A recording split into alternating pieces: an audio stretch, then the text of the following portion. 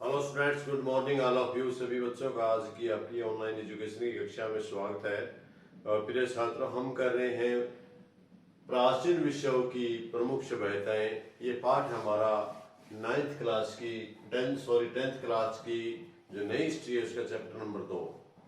10वीं कक्षा में जो नई हिस्ट्री लागू की गई है उसका पाठ नंबर 2, जिसका नाम है प्राचीन विषयों की प्रमुख सभ्यताएं।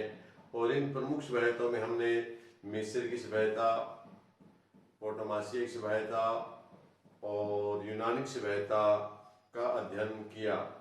और आज का जो टॉपिक है वो है चीन की सभ्यता।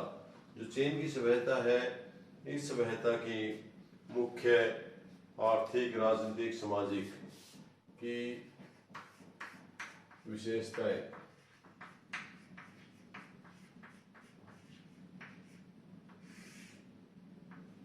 इसकी विशेषताओं के बारे में बात करेंगे हम, जैसे कि अन्य के विषय पर सभ्यताओं की विशेषताओं की बात की थी, तो उसी संदर्भ में आज हम इनकी भी बात करेंगे। तो इसमें चीनी सभ्यता है, इसकी सबसे पहले हम राजनीतिक जीवन के बारे में जानेंगे। आप बच्चे लिख सकते हैं कि चीनी सभ्यता की निम्नलिखित विशेषताएं हैं। नंबर 1,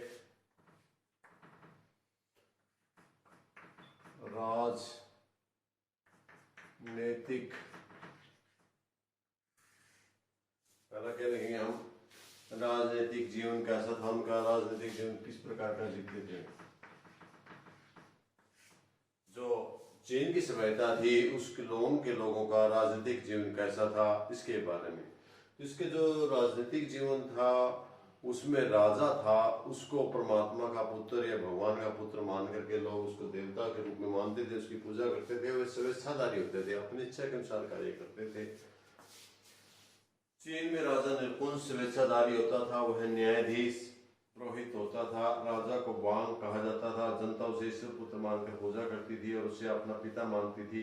शासन कार्यों के लिए मंत्री परिषद के अधीन 4 मंत्री राजा को परामर्श देने का कार्य करते थे। कार्यकारिणी परिषद में 6 सदस्य होते थे। योग्य व्यक्तियों को सरकारी पदों पर नियुक्त किया जाता था। तो आपको अच्छे से समझ में आ गया। इसमें आपने क्या लिखना है, राजनीतिक जीवन के बारे में लिखना है। वो 5-4 बातें आपको अच्छे से याद रखनी। नंबर 1, तो ये जो राजा थे इनके भी बड़े स्वेच्छाधारी थे, अपनी इच्छा के अनुसार कार्य करते थे, तानाशाह थे। और इसके अलावा कहते प्रमाण, जो आम जनता थी, साधारण जनता थी, वो राजा को परमात्मा का, भगवान का पुत्र मान करके उसकी पूजा करती थी, उसको देवता मानती थी। इसके अलावा जो राजा था वो अपना उसको शासन को चलाने के लिए 5 सदस्यों की कमेटी बनाता था, जिसको मंत्री परिषद कहते थे। इसमें योग्य आदमियों को वो शामिल करता था ताकि उसकी समय पर सलाह मिल सके। इसके साथ साथ जो राजनीतिक जीवन लोगों का, वो जो पुरोहित का काम होता था इसमें, वो भी खुद राजा स्वयं करता था। पुरोहित का काम स्वयं राजा करता था। और लड़ाई, जब संग्राम युद्ध होता था तो राजा सबसे आगे चल करके संग्राम में भाग लेते थे। इस प्रकार जो चीन के राजा थे वो बड़े निरंकुश प्रवृत्ति के थे। इनके ऊपर अंकुश नहीं होता था, यानी पब्लिक का कोई अंकुश नहीं, उनके ऊपर जो वो चाहते थे वही होते थे। इस प्रकार आप राजनीतिक जीवन में लिख सकते हैं, कोई ज्यादा दिक्कत वाली बात नहीं है। जैसा कि पहले भी आपने लिखा है, क्योंकि लगभग सभी सभ्यताओं में शुरू में लोकतंत्र नहीं था, सभी में राजतंत्र रहा। और राजतंत्र में लगभग लोग क्या होते हैं, जो राजा होते हैं वे स्वेच्छाधारी होते हैं, अपनी इच्छा अनुसार कार्य करते हैं। इसका जो नंबर 2 है वो हमारा सामाजिक जीवन।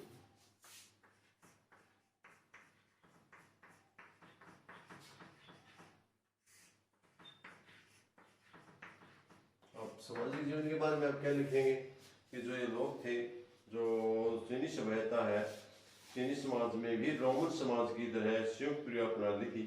सभी ने परिवार का मुखिया लेता था। जो लोगों का, साधारण लोगों का सामाजिक जीवन था, क्या होता था, उनका संयुक्त प्रणाली होती थी। एकल जीवन प्रणाली नहीं थी। परिवार थे, वे संयुक्त रूप में रहते थे। 5 से 7 परिवार इकट्ठे रह करके रहते थे। उनके परिवार में संयुक्त प्रणाली थी, सारे चाचा ताऊ भाई भतीजा इकट्ठे रहते थे। तो उस प्रणाली में अच्छे संस्कार भी थे, लोगों का जीवन बड़ा अच्छा सुलभ था। इसके अलावा जो चीनी सभ्यता थी उसमें चीनी संसार निर्माता समाज के 4 वर्ग बनाए हुए थे। पहला मंदारिन, 4 वर्गों पहला मंदारिन। 4 भाग सामाजिक जीवन में जो आम जनता थी उन जनता को 4 भागों में उन्होंने बांटा हुआ था। मंदारिन में कौन कौन आते थे? मंदारिन में आते थे विद्वान, अध्यापक, उच्च अधिकारी। विद्वान, अध्यापक, उच्च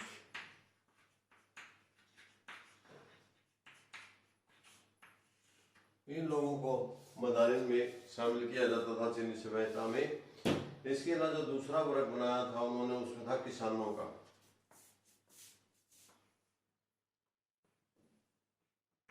जो दूसरा वर्ग था वो क्या था? उन्होंने किसानों को बनाया और किसानों का था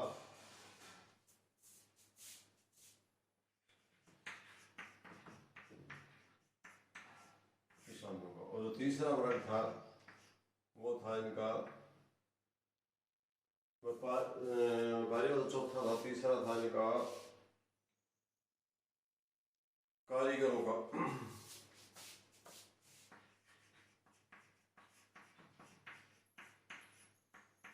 और चौथा था व्यापारियों का।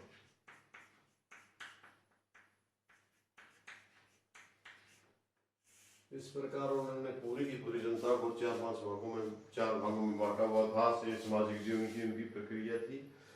इसके बाद उनका धार्मिक जीवन कैसा था?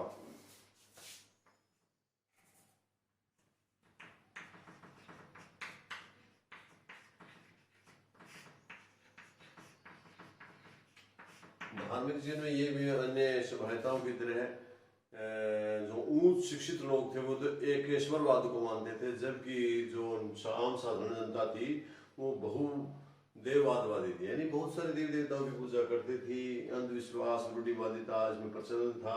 लोग भूत प्रेत आदि में विश्वास करते थे। लोग एक दूसरे के जीवन में इस प्रकार था। ये लोग प्रकृति की पूजा करते थे और प्रकृति को, जो इनका जो धार्मिक जीवन था, ये लोग प्रकृति को ज्यादा श्रेष्ठ मानते थे, प्रकृति की, इसलिए पूजा भी करते थे। यंग आकाश का देवता था और चेन वायु और पृथ्वी का देवता था। यंग था इनका आकाश का देवता और चेन, इनके चेन थे वे। चेन के जो चेन भी चीनी सभ्यता में देवता होते थे, वो चेन थे वायु और पृथ्वी का देवता मानते थे से।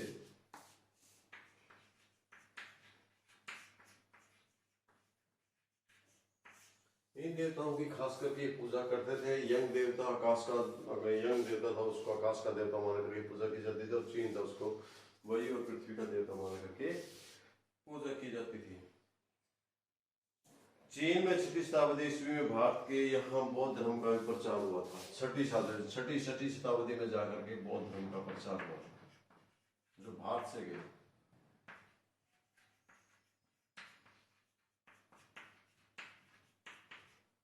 बौद्ध धर्म का प्रचार 6ठी शताब्दी में महात्मा बुद्ध भारत देश में हुए थे, जो बहुत उच्च कोटि के विद्वान हुए हैं।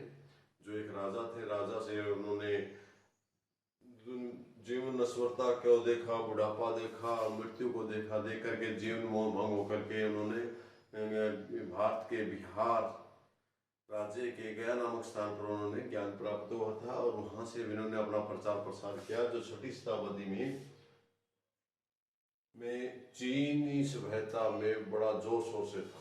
जोर शोर से इनका प्रसार रहा। इसके बाद हम आते हैं आर्थिक जीवन के बारे में।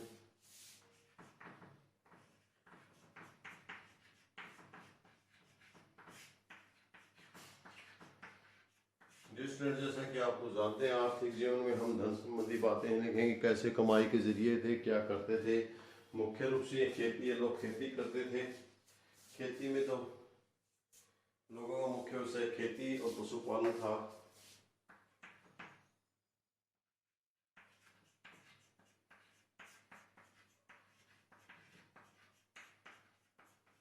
पुरानी सभ्यताओं में जितने में सबसे ज्यादा यही काम होते थे, मुख्य रूप से कृषि और पशुपालन का ही कार्य किया जाता था। इसी से साथ साथ ये लोग कुछ व्यापारी भी थे, जैसे कि होता कुछ लोग व्यापारी थे, कुछ कारीगर भी काम भी करते थे, व्यापारियों काम भी करते थे। इससे मिला जुला इनका आर्थिक जीवन रहा। लोगों का मुख्य व्यवसाय कृषि, पशुपालन, रेशम के उद्योग और मछली पकड़ना था। चीनी लोग बाजरा, गेहूं, चावल तथा फलों की खेती करते थे। जहां पर भूमि अधिक उपजाऊ होती थी वहां 9 परिवार मिलकर के, 9 परिवार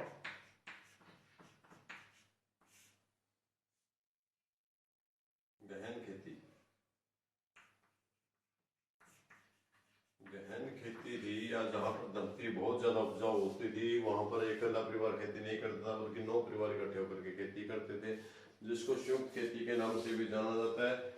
चीन में उद्योग धंधों का विकास बड़ी तेज गति से था था, लेकिन आपको बता दें कि इसमें सभी को जो काम मिला था वही काम करना होता था। चीनी सभ्यता में यदि वो दूसरा काम करता था तो उसको पाप समझा जाता था। व्यवसाय पैतृक से व्यवसाय ही ये लोग अपनाते थे। यदि पैतृक व्यवसाय से अलग कोई व्यवसाय अपनाता तो उसे वो पाप माना जाता था।